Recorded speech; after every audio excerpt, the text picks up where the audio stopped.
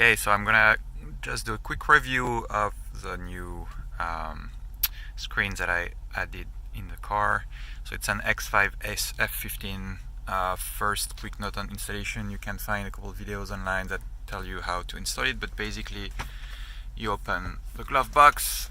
Here you pull pretty hard on it. It's gonna get off, and just continue to pull, and this under piece is gonna come together. You just pull, remove the two cables that are connected behind, remove it. You have 4 screws, 2 for the screens, 2 here for this part. Just pull that out and you can access everything. It's super easy to do. There's really nothing complicated here. When you're done, you have the screen, you plugged everything. Here we are. So here is how I came from not liking it to actually really liking it. So first, here is the interface that is coming with the screen. It's kind of an imitation of what you have in BMW's car. The problem is that it pretends to be what it's not. So you will have music, you go in music, integration is well made, you can switch with the steering wheel, it's gonna switch the music.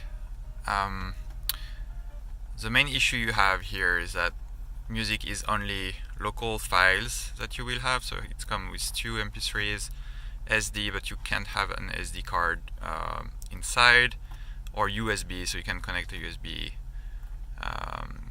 key and put some MP3s on it. But the problem is, who is doing that anymore? I don't know, but not me, so that was not really an option. You can also use the wheel, which is nicely made. Navigation, basically you install any app from the App Store on Android and you can connect any app to that, so you can actually use something else. There is not navigation. The nice thing is, like, when you actually press the button nav, it's creating a shortcut that is launching the apps that you have here. So you can put Waze, Google Map, or whatever you want. Bluetooth is weird phone interface that they created. I guess it works. I don't use it, but it's kind of odd. One thing good to know is, by default, you can't have your contacts within the interface, which was a little bit annoying to me. Right, we continue. So video is the same thing that the music. So it comes with video that is preloaded, but basically it's a player, and you can only play things that are on USB key or local or anything, and that's only for this screen. Personally, I don't play video when I'm in my car. It doesn't make any sense. But car info is drawing you back to the car, so that's a normal. That's everything you have that is in your car. It's like very basic BMW thing. And if you want to go back, you just press menu, and here you are, you're back. Okay, we're gonna keep that for later.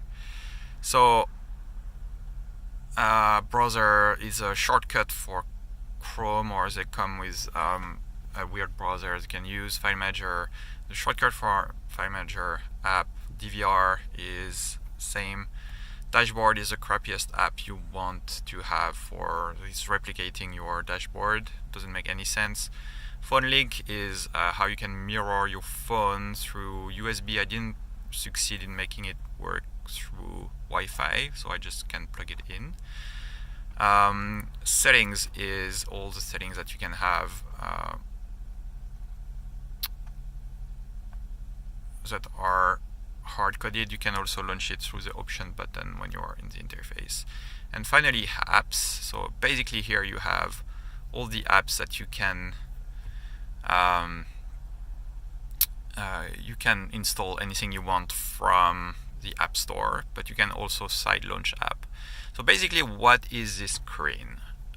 If you think about how things work, so the screen in the car is just a basic dumb screen, and everything that your car makes it work is actually behind here. So it's like your CD player, the main unit is here, and when you have your normal car with a basic screen, what it's doing is like everything is computing here and it's just sending a video signal to the screen.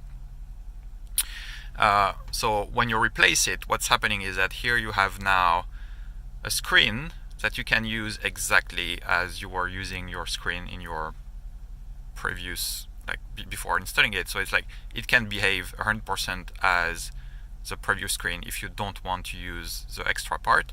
And the extra part is basically it's an Android phone or Android tablet, and so the hardware is I think it's a card called RK3399. It's a little card that you can buy, and it's $120, and then you have a framework that you can use to program whatever you want. So basically what they did is like put the card inside the screen, put a screen that is touch screen, and you have a little microphone here that is actually kind of crappy, sadly, and that's it. You have your apps. So why I wasn't happy with that, because I don't use, for music I use Spotify. Navigation was actually the fine part. Bluetooth is kind of crappy. Video, I don't use video. Car info is just a shortcut to go back. You can also use the menu that you push. Browser, I don't. It's like a lot of things that I don't use. I don't have DVR. Dashboard doesn't make any sense. File Manager. It's a lot of noise, just to look like the infotainment that is a basic one.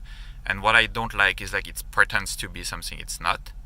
And as soon, because it's Android and you can configure whatever you want, you can actually change all that and just like install whatever launcher you like. And so here is what I did. It's like basically here is the launcher that I installed, and you can set up widget. So it's basic Android, and you have all the apps that you can install. So Android Auto, Maps, Waze, all the Android apps. It's basically you access everything you want directly from the screen, and it works really well. I like it a lot. Just took me a little while to actually configure and install everything I wanted. And the reason why is because it doesn't come with a lot of things. For example, you don't have your contacts, so now I have the contacts that are synchronized. It's great, but when you start, you can't actually have your contacts. So you have to sideload the synchronization for the contact. So it's the version 8.1, and then you have to go in the settings, and in the settings you just go in the apps, find the app, and then you enable the synchronization.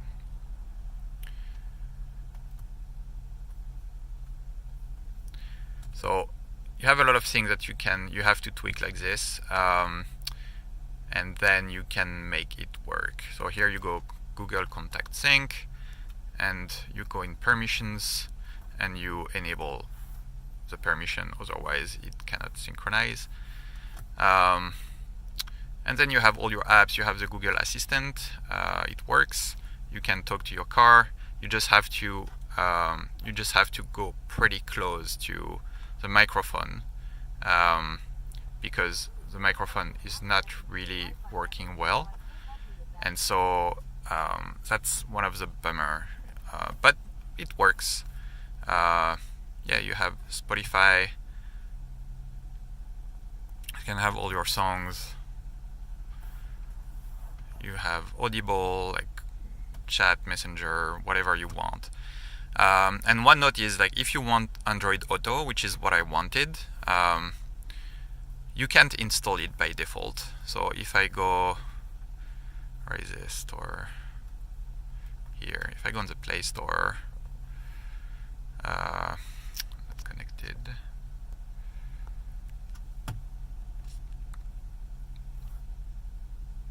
All right. Let's start with.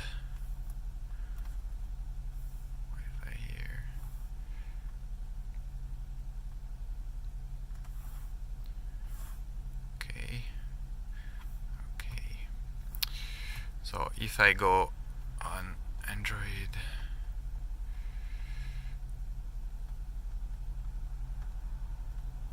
alright,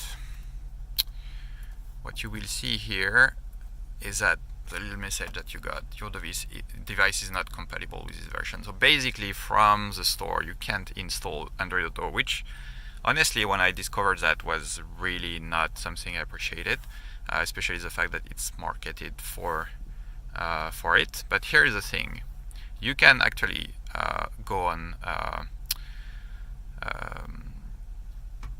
find the APK.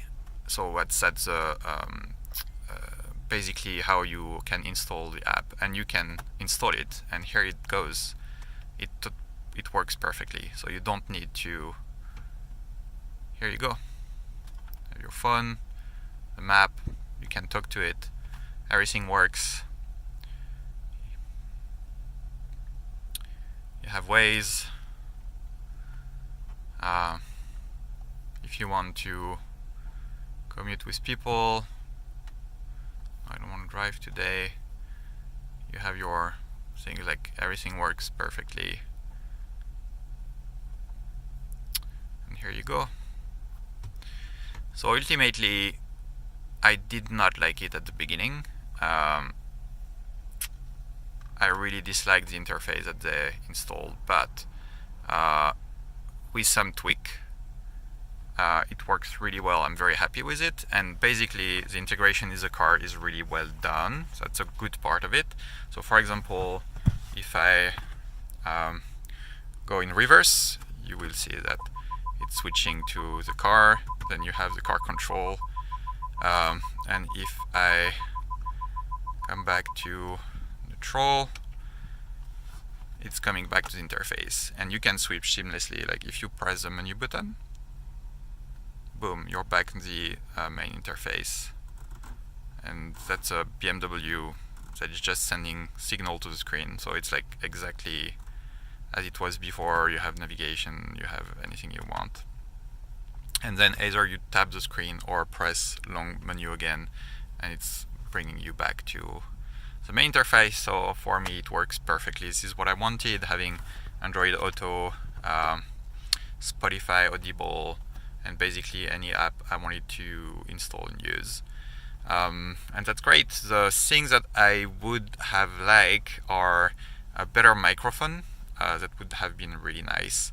The screen doesn't have any light sensor, so it means that if you want to change the light, it's kind of not great. So you just touch options, and then you go on camera and video setting, and here you have brightness. You can change the brightness of the screen, and that's the only thing that I I wish they would have put a little sensor, it's like somewhere around on the black area.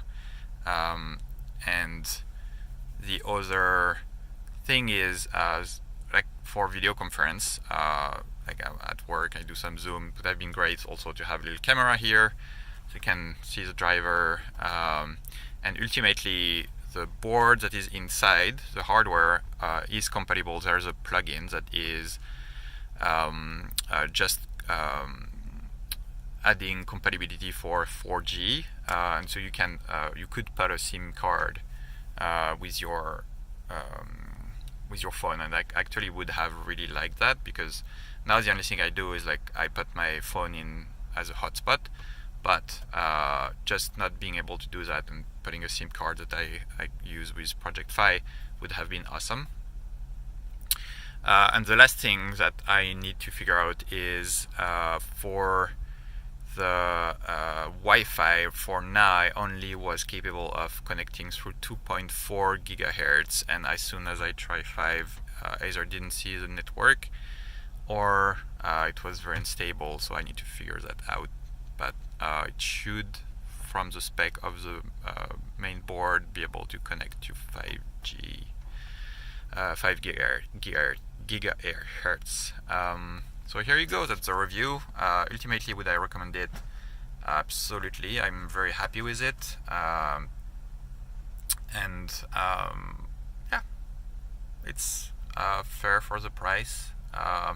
not a lot of effort, just a little bit of configuration for on the software part, and then you can configure the way you want. You can change the background if you like, you can change the interface, do whatever you want, and have fun with it.